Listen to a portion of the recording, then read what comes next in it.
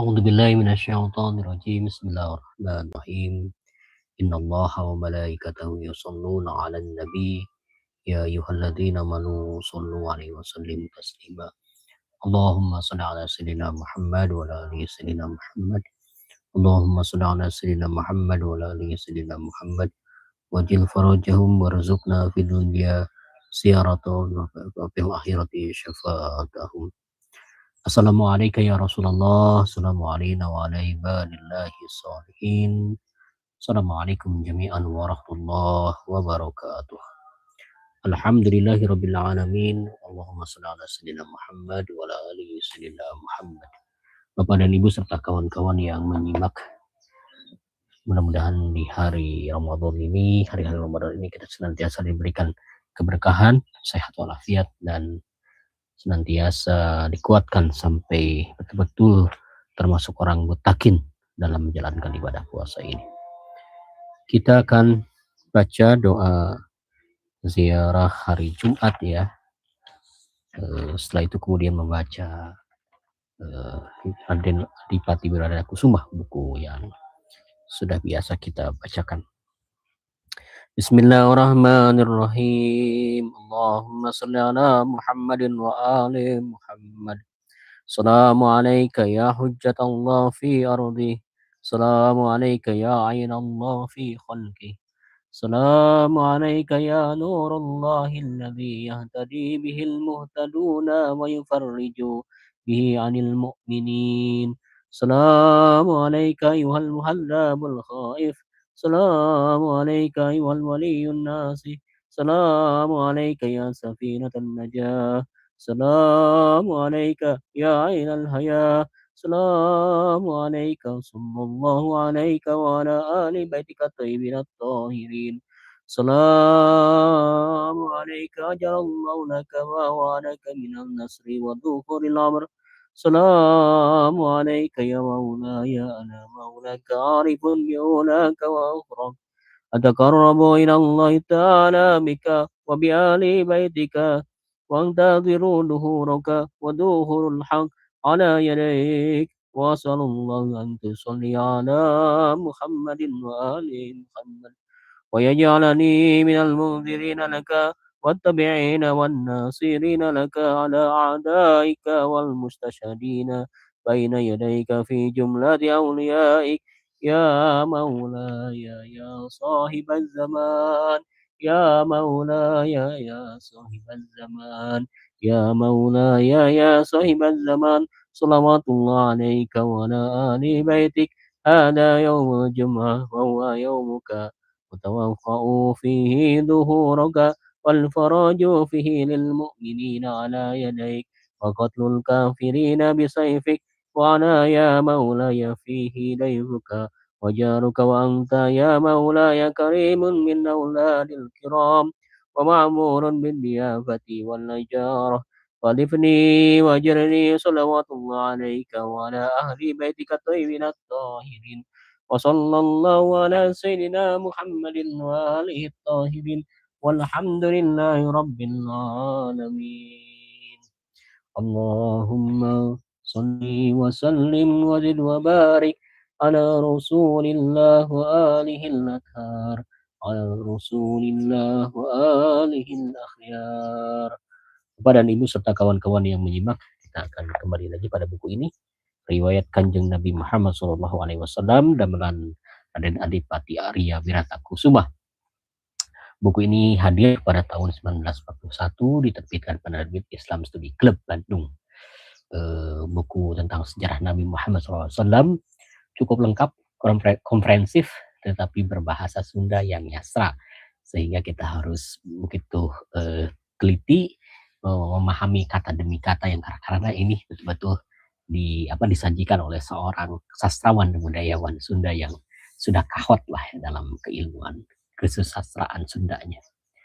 Kita sekarang masuk pada halaman 139, masih terkait dengan perang di Uhud. Bismillahirrahmanirrahim. Pedang kagungan Rasulullah SAW matak hebat ngamuk seperti banteng bayangan. Sakur anu kasorang teu aya nu menjati. Jadi pedang yang dimiliki Rasulullah SAW yang dipakai oleh Abu Dujana itu luar biasa kehebatannya, digunakan untuk melawan kaum musuh di perang Uhud itu, sehingga banyak orang yang terkapar dengan pedang Rasulullah SAW tersebut. Kermejehna campuh kitu gok jeung jelema aneh. Gawena cocarawokan ngahina Allah Ta'ala. Petana diiring ku sabubuhan barudak awewe nu nyarekel tatabehan. Ngarawih ngangsonan nuker perang. Barang Abu Duzana ngaheuneukkeun pedangna rek nigas nu cocarawokan teh ya.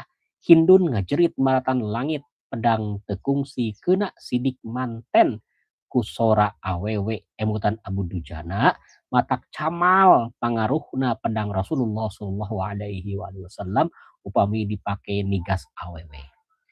Jadi dalam suasana yang terjadi pertempuran antara kaum muslimin dan kaum kafirin Mekah itu, Abu Dujana melihat ada eh, seseorang yang cecorokan artinya berteriak-teriak, dan dia eh, melontarkan hinaan-hinaan terhadap Islam, khususnya terhadap hina Allah Ta'ala di sini sebutnya. Eh, Kelakuan seperti itu sambil dikasih iringan tatabuhan, iringan mungkin rebana atau apa deh oleh barudak awewe, barudak itu apa ya, anak-anak perempuan yang kemudian ngarawih itu artinya menyanyikan terus menyemangati kaum kafirin musyrikin Mekah yang sedang berperang itu. Kemudian Abu Zana itu coba untuk mendekat, eh, kemudian saat akan menigas itu membantai yang Cocoraukan tadi itu, ternyata si orang tadi tersebut, Cocoraukan tadi itu dia berteriak, teriak-teriak karena mungkin ketakutan ada musuh ya, ada orang Islam yang Abu Dujana yang sana siap untuk menebas kepalanya. Dan dari sana kemudian Abu Dujana mengetahui bahwa sosok itu adalah perempuan yang kecerawakan, mungkin pakaiannya ditutupi ninja begitu ya, itu. Nah kemudian karena tahu perempuan, kemudian Abu Dujana tidak jadi untuk menigasnya, tidak jadi untuk membunuh perempuan Quraisy itu. Dan perempuan itu namanya adalah Hindun. Hindun kita tahu bahwa dia adalah istri dari Abu Sufyan ya, kayak gitu. Nah, jadi kata Abu Dujana, petak camal, petak camal itu sesuatu yang ah apa ya, tidak baik lah kalau digunakan untuk membunuh perempuan, kata itu. Sanggesna Abu Dujana amuk-amukan pirang jadi tambah campuh musuh jeung lawan bukbek bisli tumbak siri pedang arta tukang nyekel bandera bangga Quraisy ngan keplas ditigas jang ditinggas jangan aku Said Hamzah sirahna paturai jeung badan si Baul Gubsani kerawak karena bandera nungges ngagoler tea garawok nantang kajalma numaihan baturna kadieu rada deket hei anak panglayar saur Said Hamzah ngan sakeleplas arta geus ngagoler dina taneuh. Jadi setelah melepaskan perempuan Hindun itu, Abu Dujana kemudian menyerang kafir Quraisy yang lain, kemudian dari sana membabat dan saling tembak, saling menumbak dan sebagainya. Salah seorang di antara kaum musuh itu yang memegang bendera Bangsa Quraisy yaitu namanya Arta, ditigas oleh Said Hamzah, oleh Hamzah bin Abdul Muthalib, yaitu paman Rasulullah SAW, itu mempateni Arta yang memegang bendera bangsa Quraisy itu. Kemudian setelah terpisah dari badannya itu, tiba-tiba kawannya si Baul Qubsani itu yang dia mengambil bendera Quraisy, kemudian setelah itu dia angkang kepada Hamzah. Oleh Hamzah kemudian ditigas lagi karena ternyata kemampuannya tidak sehebat yang sesuai dengan sesumbar kata-katanya itu. Jubair ibnu Mu'tim teweleh ngareremet hayang mangmaleskeun pati pamanna ngaran Tuaim nu maut ku Sayyid Hamzah dina perang Badar.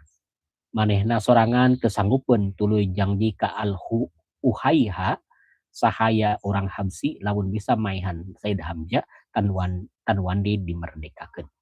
Di antara pasukan kafir Quraisy itu ada seorang bernama Jubair ibnu Mu'tim. Dia menaruh kekesalan kepada Sayyid Hamzah ya. Sayyid Hamzah itu Rasulullah SAW yang terkenal hebat itu karena dia ingin membalas pati kematian dari pamannya yaitu Tuaima gitu. Dia mati di dalam perang Badar oleh Hamzah katanya begitu. Kemudian karena dia tidak punya keberanian yang luar biasa, tidak memiliki keberanian dalam berperang, kemudian dia dia mendengar salah seorang, ternyata ada seorang budak belian yang namanya Al-Uhayha. Al-Uhayha ini mungkin nama lain dari Wahsi ya. Wahsi karena saya yang lebih terkenalnya Wahsi. Sahaya orang Habsi dari Habsi lawan bisa maihan Said Hamzah tanwadi dimerdekakan. Jadi kalau dia bisa membunuh Hamzah maka akan dimerdekakan, akan dibebaskan dari perbudakan begitu. Al-Uhayha nyarita kieu dina jero peperangan panon kuring mah wungkul ngawaskeun Hamzah bae dituturkeun ka mana olosna di arah bongohna katinggal ku kuring Hamzah teh saperti onta hawuk dipulas koneng pinuh kasebrot ku getih. Sakur nu pasangrok jeung anjeunna geus tangtu nemahan pati atuh kuring teu wantun tepung jeung anjeunna ngukuntit ti kaangganan bae balah sesulumputan tukangeun rungkun jeung sangkedang dumadakan anjeunna jol sumping ka lebah panyumputan deket kuring kabisa kuring zaman Habasi karena ngalempangkeun tumbak arang langka gagal ke waktu Hamzah arang langka gagal ke waktu Hamzah ngahambatkeun pedangna kana sirah Siba harita kuring ngalungkeun tumbak ka anjeunna sorana maning ngahiung tumbak manggang biritna Hamzah parat kana pingping anjeunna bendu aya nu nubles ngabongohan ngalieu karepna rek ngarajang ka kuring tapi kabujeng seep manten tanagana anjeunna rubuh tuluy pupus di dinya geus kitu kuring bijil tina panyumputan tuluy nyabut tumbak dina layon ngingkig ninggalkeun kalangan perang anu matak kuring toh-tohan nombak Hamzah karep nebus nyawa kuring tina budak belian. Jadi si Al-Uhayha itu yang dikenal sebagai Wahsi itu dia kemudian mencari sosok Hamzah ya. Sosok Hamzah kemudian dia memperhatikan terus dan dia bersembunyi mencari kesempatan ketika Hamzah lengah gitu. Dan Hamzah memang terkenal hebat dalam peperangan itu, bahkan di sini disebut seperti unta hawuk dipulas berem gitu. Jadi dia seperti unta yang bergerak ke sana sini karena bajunya juga sudah banyak darah begitu dan terlalu hebat, terlalu susah kalau berhadapan langsung dengan beliau gitu. Al-Huwaya kemudian menyumput bersembunyi pada satu tempat. Ketika sudah dekat dengan Hamzah kemudian melemparkan tombaknya tepat di daerah birit, daerah dekat dekat paha Hamzah itu. Kemudian Hamzah karena kehabisan tenaga akhirnya dia meninggal dunia di sana dan si tombaknya dicabut sama si Huhaya. Kemudian dia pergi mendatangi Jubair ibnu Mu'tim untuk menyampaikan bahwa permintaannya sudah dilaksanakan. Al-Uhayha ini kalau dalam buku-buku sejarah disebutkan sebagai Al-Wahsi ya, Wahsi yang membunuh Sayyidina Hamzah, dan saya tidak tahu apakah Wahsi dan Al-Uhayha ini adalah nama nama lain dari Wahsi atau Wahsi punya nama lain dari Al-Uhayha gitu ya. Tapi ya dua-duanya memang pembunuh ya, nama ini pembunuh ya Hamzah itu. Dan di buku lain biasanya kita diceritakan bahwa ketika Hamzah sudah meninggal dunia itu dadanya dibelah sama Hindun ya, dibelah sama Hindun, kemudian hatinya dimakan oleh Hindun, dia digigit sampai ada yang masuk ke dalam perutnya Hindun begitu. Dan ketika sudah merobek-robek itu ada orang yang mengingatkan bahwa tidak boleh melakukan perbuatan seperti itu dan dia malu begitu katanya gitu ya. Dan di akhir hayat Wahsi atau Al-Huwaiyah itu eh, saat di apa di mau di saat dihadapkan kepada Rasulullah SAW, kemudian Rasulullah SAW memaafkannya itu, tapi tidak boleh ada lagi di Madinah. Dia kemudian pergi pada satu tempat yang di luar kota Madinah dan dia hidup dalam keadaan yang senantiasa diisi dengan mabuk-mabukan hingga dia meninggal dunia dalam kondisi-kondisi yang tidak memungkinkan. Ada satu lagi versi kalau tidak salah itu dia itu membunuh siapa yang namanya itu yang Musailimah al-Kadzab. Ke satu versi lagi saya membaca itu ternyata Wahsy ini ikut memerangi Musailimah al-Kadzab dan membunuh Musailimah al-Kadzab itu dengan tombak yang sama dipakai untuk membunuh Sayyidina Hamzah itu. Saya tidak tahu kebenaran tentang cerita itu, tapi ya kita ketahuilah bahwa Al-Uhaiha atau Wahsy adalah sang pembunuh Sayyidina Hamzah atas dasar keinginan untuk merdeka dan hatinya dimakan oleh si Hindun itu. Kita sekarang masuk lagi Mus'ab ibnu Umair nunyakal bandera muhajirin maut gandengan Rasulullah SAW. Jadi ada salah seorang sahabat Rasulullah SAW namanya Mus'ab ibnu Umair yang memegang bendera muhajirin. Beliau meninggal dunia dekat Rasulullah SAW. Yang anu maihana yang membunuhnya adalah Komiat al-Laitij, panyangkana anu perlayaku manehna teh Nabi Muhammad SAW ngagidik balik ka baturana bari sesoak dewek geus maihan Muhammad. Jadi Komiat al-Laitij itu menyangka bahwa yang dibunuh oleh dia adalah Mus'ab yang dibunuh oleh Komiat al-Laitij itu. Beliau menyangka telah membunuh Rasulullah SAW, padahal yang terbunuh adalah Mus'ab bin Umair yang memegang bendera muhajirin. Dia kemudian sesumbar kepada kawan-kawannya berkata, dewek geus maihan Muhammad, saya sudah membunuh Muhammad. Sayyid Ali kerawak ngajewang bendera nu dicekel ku Mus'ab maju ke pakalangan ngayunan panangtangna Abu Said ibnu Abi Thalhah nu nyekal bandera kaum mungkir. Jadi ketika sudah terbunuh Mus'ab ibnu Umair itu, benderanya kemudian diambil oleh Sayyidina Ali bin Abi Thalib karramallahu wajhah. Kemudian beliau maju ke tengah medan peperangan dan menghadapi tantangan dari Abu Said ibnu Abi Thalhah, dia yang memegang bendera kaum kafir Mekah ya. Pokoknya kacida ngahinana kaum Islam, hei kanca Muhammad, cek maneh iya pedang kami nganterkeun andika ka sawarga, ari pedang maneh nganterkeun kami ka neraka. Kemudian demi Lata jeung Uza kecap maneh bohong mulu malulu, buktina maneh ngadempes bae tuani tembung ka kami. Jadi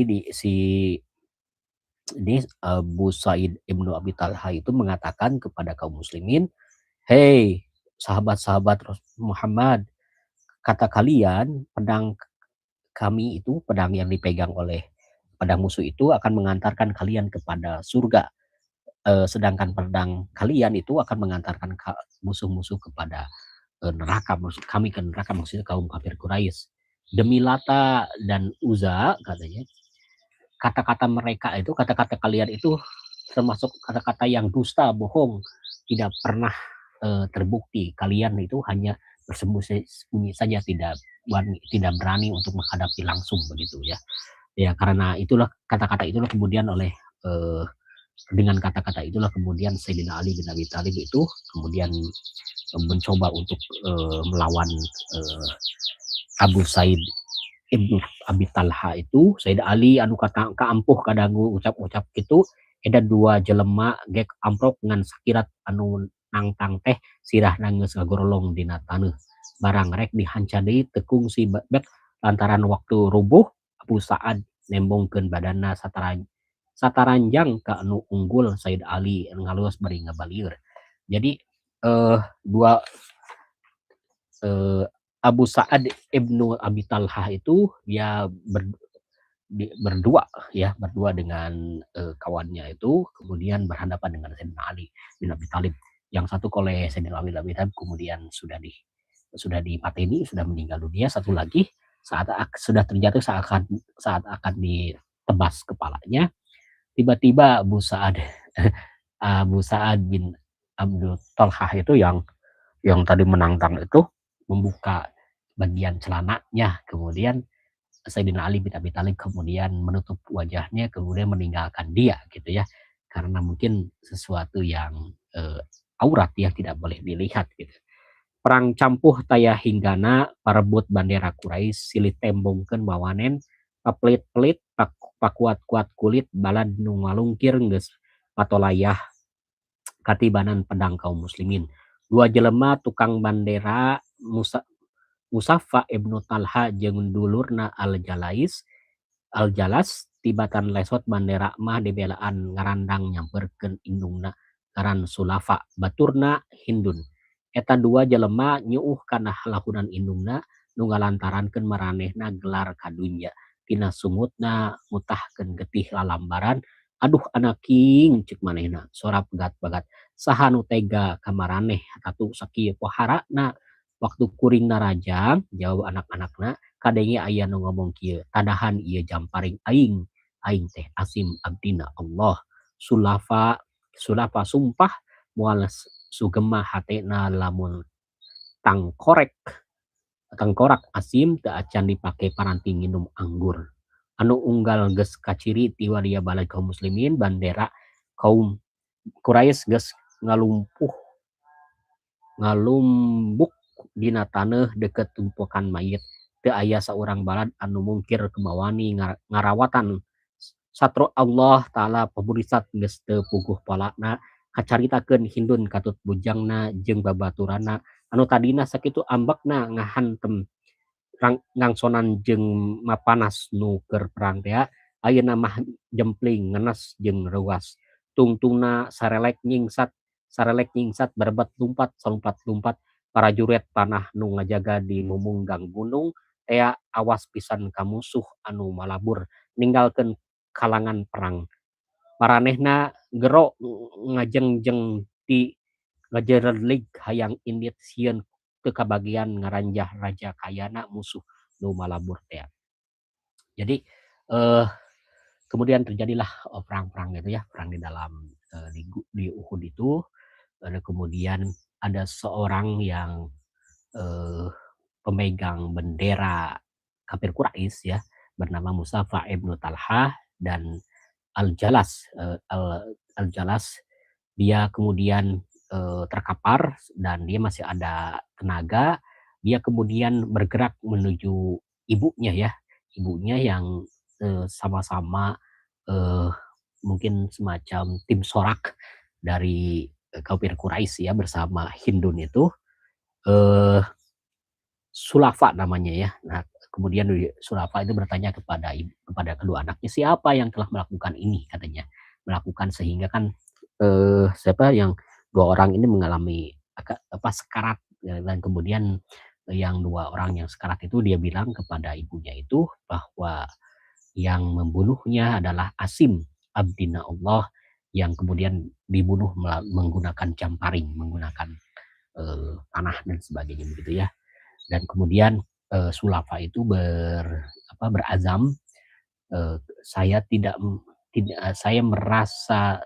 akan sugema, tidak akan merasa bahagia kalau belum minum anggur menggunakan tangkorak Asim. Jadi betul-betul dia akan berusaha bagaimana si Asim itu supaya bisa dibunuh dan di tangkoraknya digunakan untuk minum. Wah luar biasa ya kecilnya apa yang dilakukan itu kalau misalkan memang terjadi itu. Dalam sejarah itu memang ada yang terjadi juga ya, misalkan kepala kemudian digunakan sebagai tungku ya, karena rambutnya digunakan sebagai tungku. Ada juga yang seperti itu.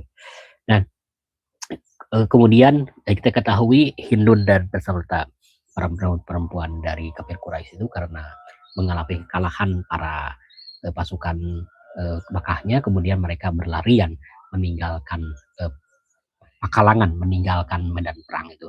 Dan kaum kafir Quraisy itu dalam perang itu kan membawa beberapa peralatan, membawa beberapa hartanya ya, termasuk kuda, mungkin ada juga harta lain lah gitu ya, pakaian dan sebagainya itu. Nah, mereka meninggalkan itu semua di medan perang. Kemudian pasukan Islam itu kan itu jadi semacam ini ya, semacam harta rampasan yang harus diambil saat peperangan itu. Dan pasukan Islam yang berjumlah 50 yang di Gunung Uhud itu, yang di Bukit Rubat itu, merasa tertarik, merasa ingin mengambilnya. Dan di sini mungkin tragis, visual tragis bagaimana dihujani oleh panah dan diserang oleh Khalid bin Walid yang dari pasukan Quraisy itu, yang terjadi pada umat Islam.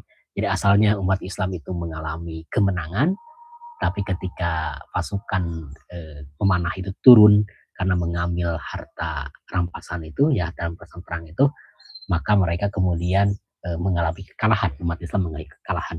Jumlahnya kan 70 orang yang wafat dari kalangan muslimin dan 30 orang yang wafat dari kalangan kaum kafirin Mekah ya.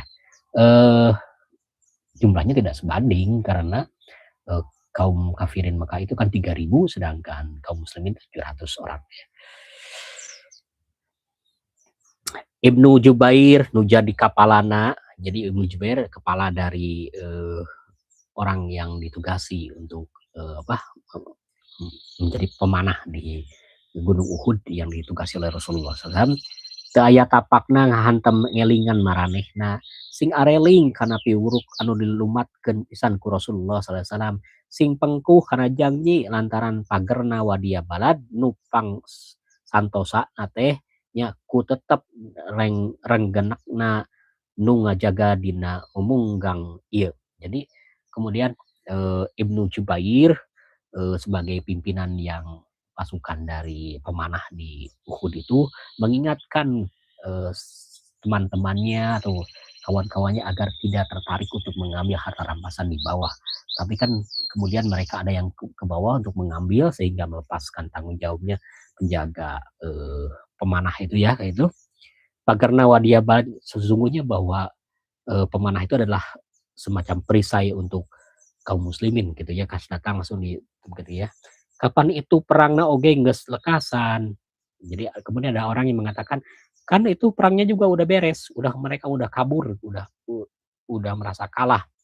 Balad urang anu unggul, batur oge hayang atuh kakecretan bebenangan ngarampas atawa henteu panasaran sanajan nemahan pati oge dia mati sahid. Jadi kata orang-orang itu kemudian, ya kan itu sudah mereka sudah kabur, sudah kalah, dan kita juga ingin dong mendapatkan harta rampasan. Kita juga ingin dong mengambil berburu harta yang ditinggalkan oleh orang-orang kafir Quraisy itu. Kemudian mereka kemudian turun ke bawah dan terjadilah selang beberapa lama kemudian pasukan kafir Quraisy itu datang dipimpin oleh Khalid bin Walid, kemudian memerangi kaum muslimin yang sekarang sudah tidak ada lagi perisainya karena posisinya para pemanah yang biasanya memanah mereka itu sudah turun sehingga dari atas bisa langsung digempur dengan panah-panah kaum muslimin itu. Dan di sanalah terjadi tragis bagaimana akibat ketidaksetiaan pada Rasulullah SAW mengakibatkan kekalahan dalam perang di Uhud itu. Nafsuna temenang dipegung, amarahna mawa sasab, maranehna baha kadaukan Allah Ta'ala ngarempak parentah Rasulullah SAW mudun di gunung luluguna te diturut haripat ku rejeki saeutik. Jadi mereka kemudian tidak mengindahkan apa yang disampaikan oleh Rasulullah SAW agar tetap setia di gunung gitu ya, termasuk juga tidak taat kepada Ibnu Jubair menjadi kepala pimpinan yang pemanah itu. Mereka turun ke bawah kemudian berebut harta rampasan kayak itu, dan terjadilah apa yang terjadi, yaitu pasukan kafir Quraisy itu kemudian memerangi kaum muslimin, dan di sanalah banyak korban menimpa kaum muslimin. Dan pasukan Islam dalam konteks ini konteks perang Uhud ini mengalami kekalahan. Dan ini dicatatkan dalam surah ketiga ya, surat Al-Imran ayat 152, bagaimana pasukan kaum muslimin itu ada yang tidak setia dengan perintah Rasulullah SAW. Mudah-mudahan kita tidak termasuk yang bagian dari itu ketika kita diperintahkan oleh Rasulullah SAW misalkan untuk salawat dan kita misalkan kita tidak melakukan salawat, maka termasuk mereka-mereka yang kita termasuk dalam golongan-golongan yang menentang apa yang disampaikan Rasulullah SAW. Bapak dan Ibu serta kawan-kawan, terima kasih yang sudah menyimak. Kita nanti akan masuk lagi pada halaman 141, bagian dari sinom masih terkait dengan perang Uhud. Wassallallahu ala rasulihi wal aimatil mayamin min alihi wa sallama tasliman katsira wa ma taufiqi illa billah alaihi tawakkaltu wa ilaihi unib. Assalamualaikum warahmatullahi wabarakatuh. Allahumma salli ala sayyidina Muhammad wasgirin zalimin bizzalimin wa akhrijna min bainihim salimin wa la alihi tayyibina tahirin. Assalamualaikum warahmatullahi wabarakatuh. Allahumma salli ala sayyidina Muhammad wa ala alihi